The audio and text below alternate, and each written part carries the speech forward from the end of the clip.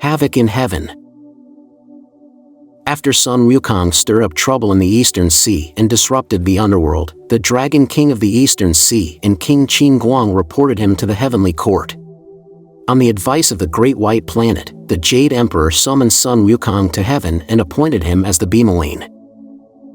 When Sun Wukong realized that Bimawen was merely a minor horse-keeping position, he rebelled and left heaven. The Jade Emperor sent troops to capture him but failed, so he reluctantly granted Sun Wukong the title of Great Sage equaling heaven and placed him in charge of the peach orchard.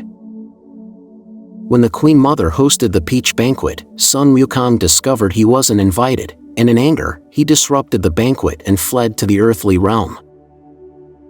Li Jing, following orders, led 100,000 heavenly soldiers to capture Sun Wukong, but they were utterly defeated and fled.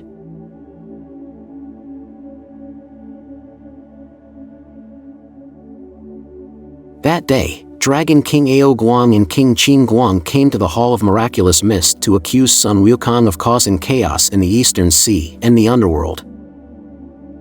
The Jade Emperor asked, "Where did this monkey come from, and how has he gained such power?" Thousand Mile Eye and Wind accompanying ear replied, "Your Majesty, this monkey was born from stone 300 years ago. He can travel through heaven and earth, and even subdue dragons and tigers." The Jade Emperor asked, "Which deity will subdue him?" The Great White Planet suggested, "Why not summon him to heaven, give him a small position, and keep him under control?" The Jade Emperor agreed and sent him to recruit Sun Wukong. The Great White Planet went to the Mountain of Flowers and Fruit, where the monkeys led him to Sun Wukong. He said, "By the order of the Jade Emperor, I invite you to heaven to receive a celestial title." Sun Wukong, delighted, replied, "I was just thinking of visiting heaven.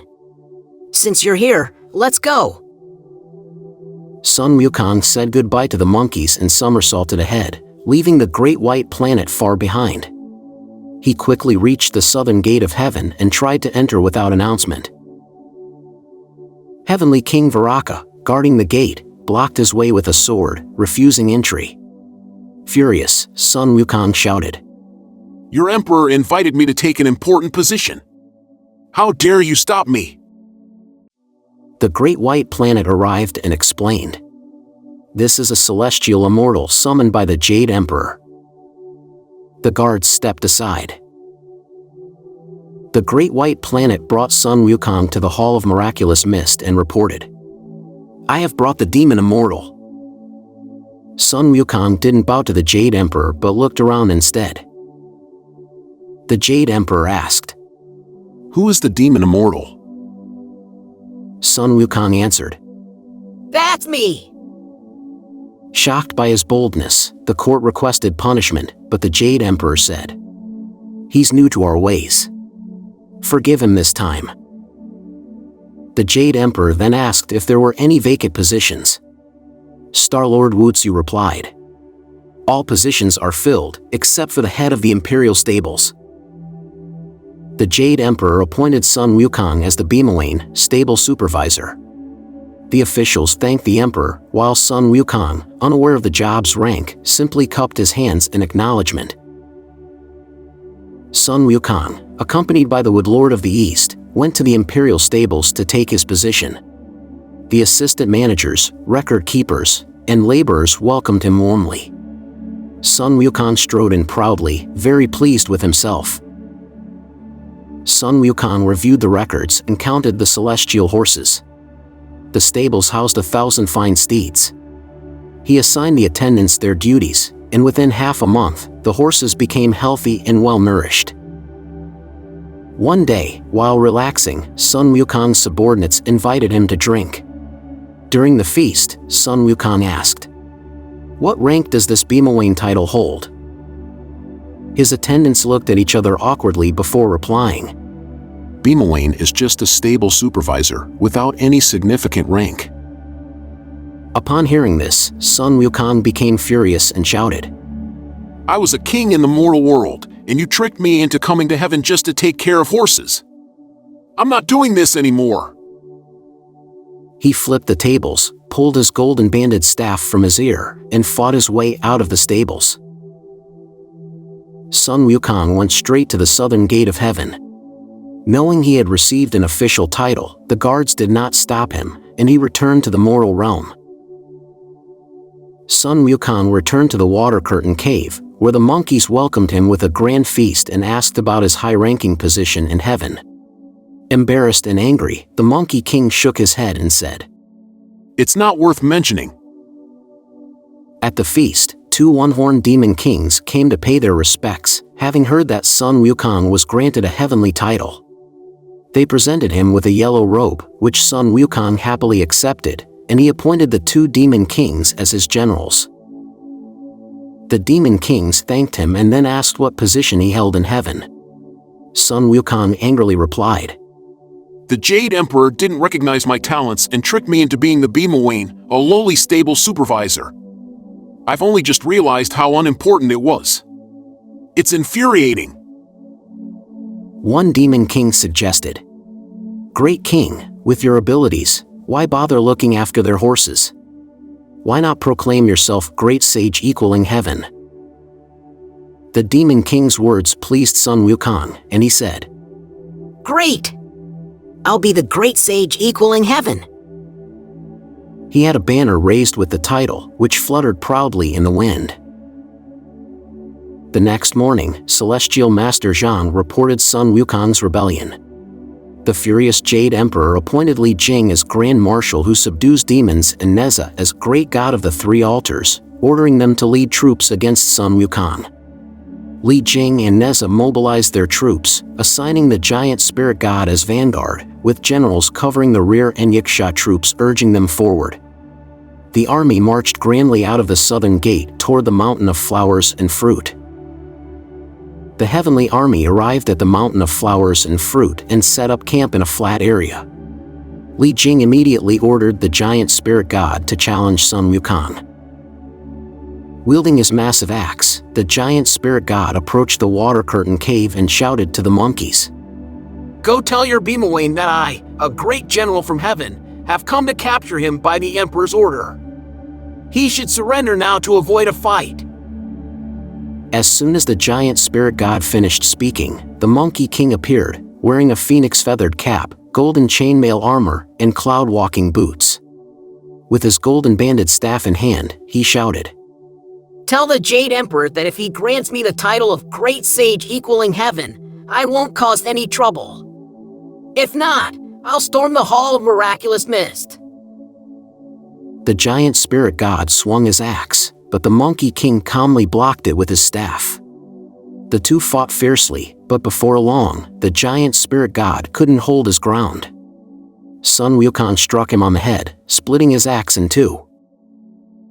The giant spirit god fled in defeat. The Monkey King laughed and shouted, Coward! I've spared you, now go report this. After their defeat, Li Jing was furious and wanted to execute the giant spirit god. Nezha stepped forward. Father, calm down. Let me fight the monkey. Nezha challenged. What makes you think you deserve the title Great Sage equaling heaven? Sun Wukong laughed. Little prince, go tell the Jade Emperor if he doesn't grant me the title, I'll cause havoc in heaven. Enraged, Nezha attacked with his spear, but Sun Wukong sat calmly. Go ahead, strike me a few times. Nezha transformed into a 3-headed, 6-armed warrior, wielding 6 weapons. Sun Wukong matched him with 3 heads and 6 arms, wielding 3 golden banded staffs. They fought fiercely, shaking the heavens. After 30 rounds, Sun Wukong created a clone with his magic hair and snuck behind Nezha. Nezha didn't see it coming and was struck hard on his left arm by Sun Wukong's staff. Injured, Nezha retreated. Sun Wukong called after him. Tell the Jade Emperor to grant me the title or I'll overthrow heaven. Nezha reported back, and a shocked Li Jing said, This monkey is too powerful. Let's return to heaven and come up with a new plan. He ordered the troops to withdraw. The the Monkey King returned victorious to the Mountain of Flowers and Fruit. The 72 cave lords and 6 demon kings gathered to celebrate.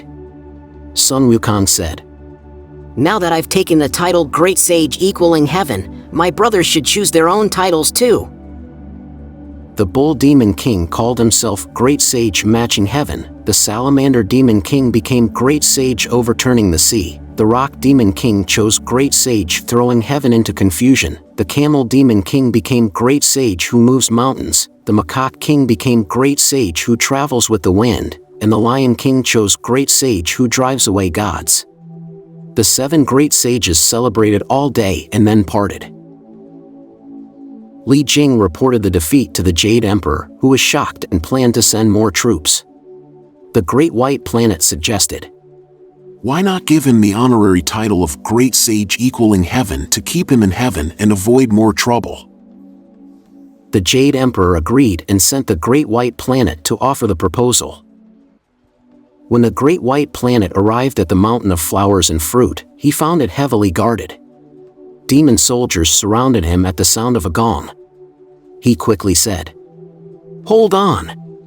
Tell your king that I'm here to invite him to heaven for an official post. The monkeys reported, and Sun Wukong laughed, saying, Great! This must be good news. He had his troops prepare a grand welcome and led the Great White Planet into the cave. The Great White Planet gave Sun Wukong the Jade Emperor's decree. Delighted, Sun Wukong left his followers to guard the cave and flew back to heaven with him. Entering the southern gate again, Sun Wukong walked proudly as the guards bowed from a distance. He nodded without a word. The Great White Planet delivered the message, and the Jade Emperor said, I grant you the title Great Sage equaling Heaven. Now don't cause trouble. Sun Wukong bowed in thanks. The Jade Emperor ordered a palace built for Sun Wukong near the peach orchard, with celestial servants, and assigned a Star Lord to accompany him to his new post. Now as the Great Sage, Sun Wukong roamed freely, befriending the gods and calling them brothers. One day at court, Taoist Su reported to the Jade Emperor that Sun Wukong was idling around and befriending all the stellar deities, regardless of their rank. Fearing trouble, the Jade Emperor summoned Sun Wukong and assigned him to oversee the peach orchard. Sun Wukong, excited, hurried to the peach orchard. The Earth God stopped him, asking, Where are you going, Great Sage? Sun Wukong replied, I'm here to manage the orchard by the Jade Emperor's order. The Earth God bowed and called the workers to greet him. The Earth God showed Sun Wukong around the orchard, explaining, There are 1,200 peach trees. The front ones bear fruit every 3,000 years, granting immortality. The middle ones ripen every 6,000 years, granting eternal youth. The ones at the back take 9,000 years to mature, granting eternal life like the heavens. Sun Wukong was thrilled by what he saw. From then on, Sun Wukong stopped wandering and regularly inspected the orchard. One day, seeing the ripe peaches and feeling tempted, he pretended to be tired and told the celestial guards to wait outside while he rested in the pavilion. Once the guards left, Sun Wukong climbed the tree, took off his robe, and feasted on the ripest peaches. After that, he snuck in regularly to eat more. One day, the Queen Mother of the West planned a peach banquet and sent the 7 fairies to pick peaches. The Earth God stopped them, saying, The Great Sage equaling Heaven oversees this place, and you must inform him first. Not finding Sun Wukong, they entered to pick the peaches. Sun Wukong had eaten his fill of peaches and turned into a tiny figure, sleeping in the trees. When the fairies reached the back of the orchard and found only a few unripe peaches, their complaints woke him up. Sun Wukong resumed his normal size, brandished his golden banded staff, and shouted, Who dares to steal my peaches? Frightened, the fairies knelt and explained the situation. Upon hearing about the banquet, Sun Wukong's anger turned to curiosity. He asked, Which deities were invited? Am I not included? The fairies replied that they hadn't heard of him being invited. Furious, Sun Wukong said, I'm the great sage equaling heaven. Why shouldn't I be a guest of honor? Deciding to attend anyway, Sun Wukong cast a spell to freeze the fairies in place and flew off on a cloud towards the jade pool. On the way, he met Barefoot Immortal, who was headed to the banquet.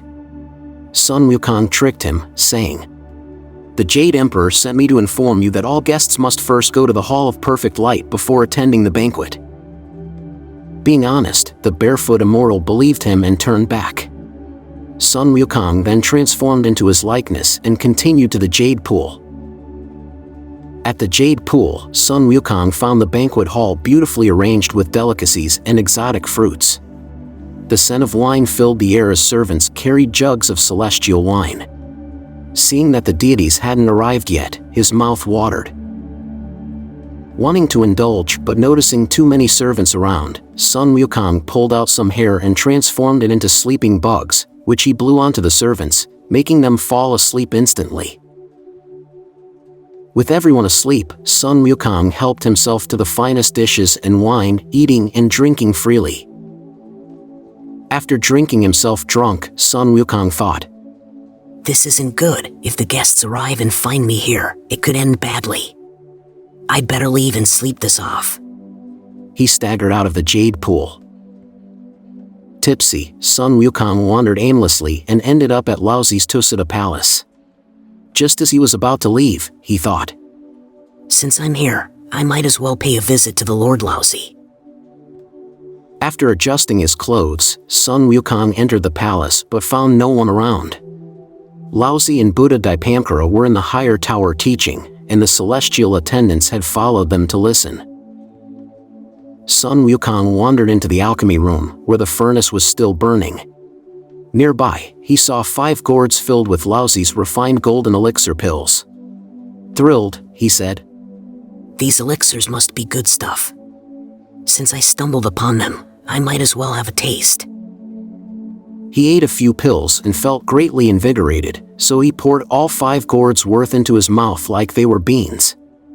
After finishing them, the alcohol wore off, and he realized he was in serious trouble. If the Jade Emperor found out, his life would be at risk. Knowing he couldn't escape punishment, Sun Wukong decided to flee back to the Mountain of Flowers and Fruit. Passing by the Jade Pool, he thought, The wine and fruits here are rare. I'll bring some back for the little ones. He plucked a hair, turned it into a bag, and filled it with the finest items before heading home. Meanwhile, the 7 fairies, who had been frozen by Sun Wukong's spell, were finally freed after one day. They rushed back to the palace and reported what happened in the peach orchard to the Queen Mother. The Queen Mother was furious and went to the Jade Emperor for justice. Soon after, a heavenly official reported, Your Majesty, someone has disrupted the peach banquet. The celestial wine and fruits have all been stolen. The Jade Emperor was about to inquire further when the 4 celestial masters reported, Lord Laozi is here. The Jade Emperor and the Queen Mother went out to greet him. Laozi, sweating profusely, said, All the 9-fold elixirs I refined for the great alchemy gathering have been stolen. Please investigate. Just as Laozi finished speaking, Barefoot Immortal rushed in, recounting how Sun Wukong had tricked him about the banquet. Hearing this, the Jade Emperor had a good idea of what had happened and sent inspecting spirit officials to track down Sun Wukong. The inspecting spirit officials returned, reporting, The one who caused the disturbance was the great sage equaling heaven, and he has fled to the Mountain of Flowers and Fruit. Enraged, the Jade Emperor ordered the 4 heavenly kings, along with Li Jing and Nezha, to lead troops down to capture him. Li Jing gathered the 28 stellar mansions, the 9 luminary star lords, the 12 divinities, and the 5 direction spirits, along with numerous celestial armies, totaling 100,000 heavenly soldiers. They marched with great force toward the Mountain of Flowers and Fruit. The 100,000 heavenly soldiers marched with fierce momentum, their flags waving in the wind, until they reached the Mountain of Flowers and Fruit. Li Jing set up the heaven and earth net to surround the mountain completely and sent the 9 evil star lords to lead the charge. At that moment, Sun Wukong was drinking with the demon kings when a scout reported that 9 evil spirits were outside cursing him. Sun Wukong said, Why panic? He ordered the one-horned demon king to lead troops out to fight. A fierce battle took place in front of the water curtain cave. The one-horned demon king couldn't match the 9 star lords and was forced back, nearly defeated. Suddenly, Sun Wukong shouted, Out of the way! He charged out, swinging his golden banded staff. Sun Wukong fought the 9 star lords alone, forcing them to retreat. Seeing this, Li Jing quickly ordered the 4 heavenly kings and the 28 stellar mansions to join the battle. The celestial generals charged at once, filling the sky with dark clouds and layers of armor. Sun Wukong fearlessly joined the fray, fighting them all at once, causing dust and sand to fly in all directions. As the battle raged on, Sun Wukong became more ferocious, wielding his golden banded staff like a whirlwind. The 100,000 celestial soldiers couldn't stand against him, and the sky darkened as chaos spread. Sun Wukong cut down generals and commanders as he stormed through the center of the army. Li Jing, panicking, dodged left and right, ordering Nezha and the 4 heavenly kings to stop him. Knowing they were no match for Sun Wukong, Nezha and the kings struggled to defend themselves. Seeing that it was getting late, Sun Wukong no longer wanted to fight.